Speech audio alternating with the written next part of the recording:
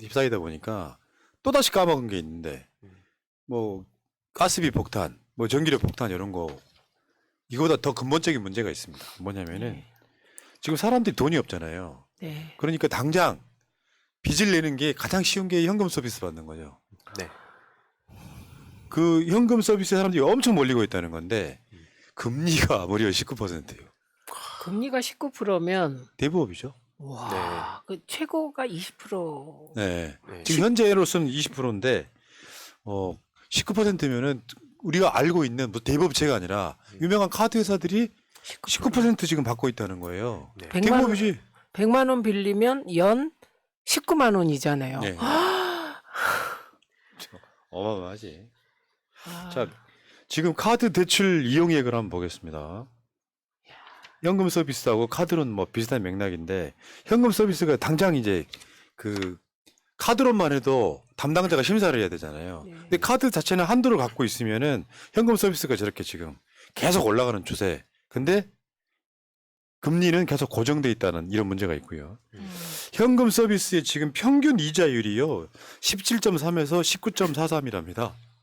네. 거의 대법 수준인 건데 정부가 지금 윤석열이 뭐 저 가스비 폭탄 이야기 나왔을 때 중산층도 해줘 했지만 사실상 안 되는 걸로 결론이 났잖아요. 그렇죠.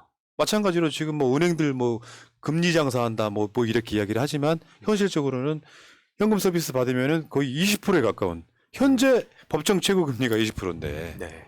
이거 손 안 대고 있잖아요. 왜? 이런 회사들이 돈 벌어야 되니까 말만 하는 거 말만. 한번 댓글창에다 한번 물어볼게요. 여러분들 지금 현금 서비스 지금 최근에 받고 계신 분, 갚을 게 있으신 분 굉장히 많이 올라올 겁니다. 그렇죠. 이게 시중은행에서 빌리기 어려운 탓에 어쩔 수 없이 고금리를 감당하는 건데 말씀하셨듯이 정부가 어느 정도 여기에 책임을 다해야 되는데 그냥 말만 하고 있으니까 특히 카드로는 장기 카드 대출이지만 이건 또 되게 단기다 보니까 빨리 갚아야 되고 상환도 빨리 해야 되고 고금리니까 피해는 어마어마해질 수밖에 없습니다. 댓글창에 현금 서비스 받고 있다라고 하시는 분들이 이분들은 현재로 보면 행복한 분들이에요. 신용카드 없는 사람도 굉장히 많잖아요. 자기 신용도 네. 때문에. 그 다음에 그 도표 한번 보여주세요. 여전체 금리. 요거는 이제 아, 그 카드 회사들이 돈을 빌리는 그게 여전체거든요. 네. 이 여전체 금리는 좀 떨어지고 있잖아요. 가스 요금하고 아주 유사해.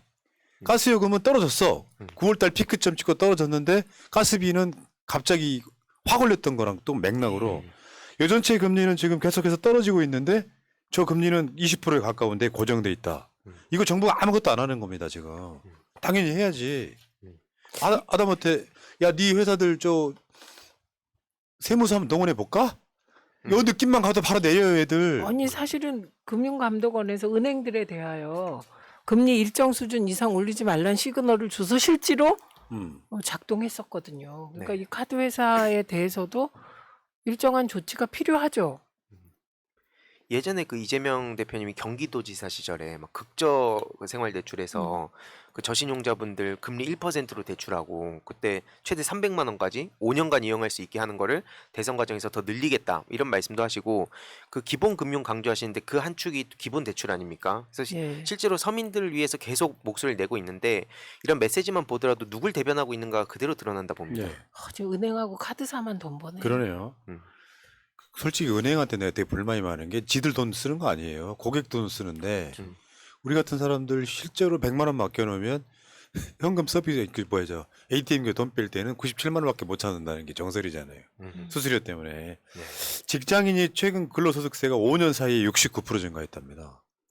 69%. 물론 이건 윤석열 정권만의 문제는 아닌데 국민을 이해하는 척하지 말고 저거 잡아야 되는 게요. 근로소득세 증가 추이를 한번 볼게요. 계속 이런 시기에 올라가. 요건 기득권을 위해서 어떤 일단 일정한 흐름이 있는 거잖아요. 2022년에 또 꽤 많이 올랐어요. 그 다음에 지난해 근로소득세 증가폭 비교를 한번 해볼게요. 월 평균 근로자 임금이 5.6% 올랐는데 근로소득세는 21.6% 올랐어. 좀 심각하잖아 저거는. 그렇죠. 쉽게 말해서 지금 그 최근 들어서 월급 빼고 나머지 다 오른다 이렇게 보면 그냥 다 맞아떨어지잖아요. 그러니까 점점 가난해지는 거예요. 네. 그게 근로소득세 증가율이 전체 국세 증가율보다 훨씬 높습니다. 세금을 월급쟁이들한테 뜯어간다는 얘기잖아요. 이제 유리지갑. 네. 부자는 감세하고 월급쟁이들 지갑은 탈탈 터는 정부.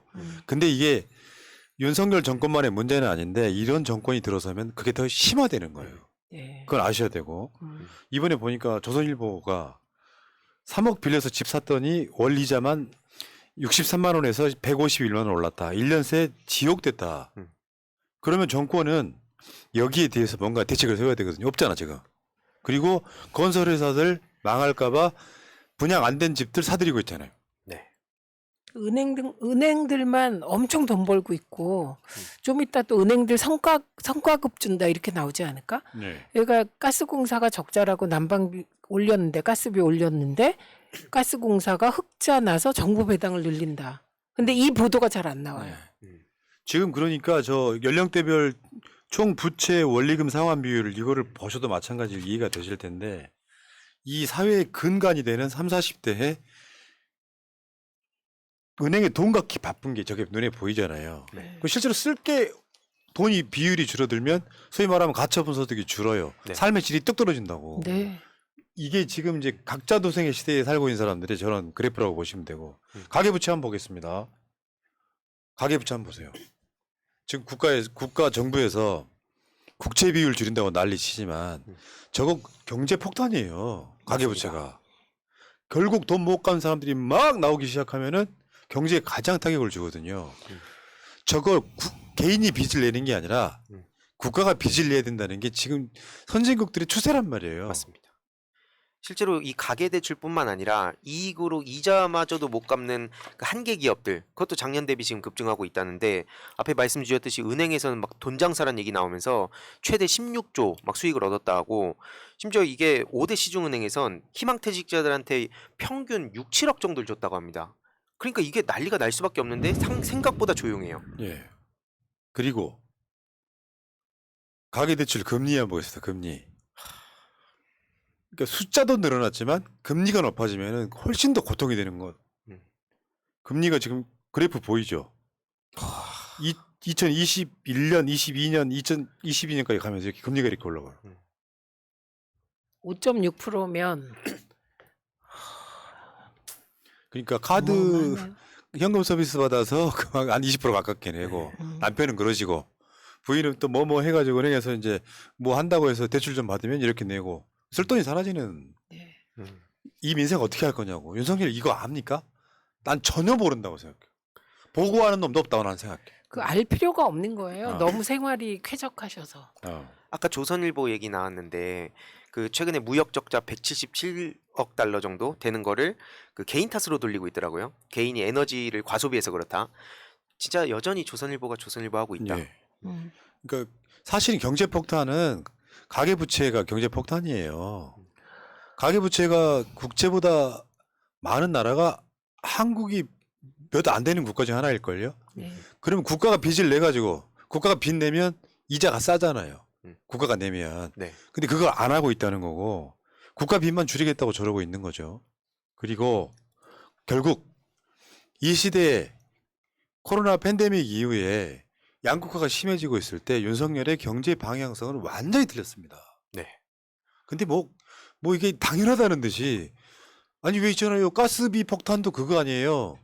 가스비는 이미 내렸는데 네. 빚 갚겠다고 가스비를 엄청 올려놓고 거기서 이익이 나오니까 배당하겠다고. 도대체 이게 뭐 하는 정권인지 모르겠어요. 이게 진짜 우리나라 큰일 난 게 이게 법인세 인하만 해도 영국 트러스 총리가 법인세 인하하고 세금 낮추려다가 40여일 만에 떨려놨잖아요. 네. 그런데 우리나라 언론은 그건 영국 거, 우리는 괜찮아 이런 식인 거예요. 그래서 저는 이번에 언론은 진짜 공범이다. 이 맞습니다. 민생 파탄의 공범이라고 봐요. 지금 국민들 벌써 아우성 나오고 있거든요. 윤석열 지지율이 안 나오는 기본적인 이유 중에 하나가 사는 게 팍팍해진 게 그냥 눈에 체감적으로 와버리잖아요. 네. 가스비 10몇만 원 내던 거를 50만 원 낸다고 생각해보세요. 그만큼 못 쓰는 거고 윤석열 작년까지만 해도 학원 2개 모아야 사람이 이제 한 개를 못 보내거나 한 개를 보내거나 이렇게 내가 쓸 수 있는 돈이 전문용어로 가처분 소득이 줄어들기 시작하면서 삶의 질이 팍팍해지는. 그러면 학원이 이제 어려워지죠. 네. 네. 학원이 어려워지면 또 다른 게 연쇄적으로 건물주도 어려워지고 네, 다 다 어려워지고 이렇게 어려워지는 되는 거예요. 거예요. 네. 알겠습니다. 자, 그 어려운 가운데 슈퍼챗 주신 구루미님 감사드리겠습니다. 고맙습니다. 고맙습니다.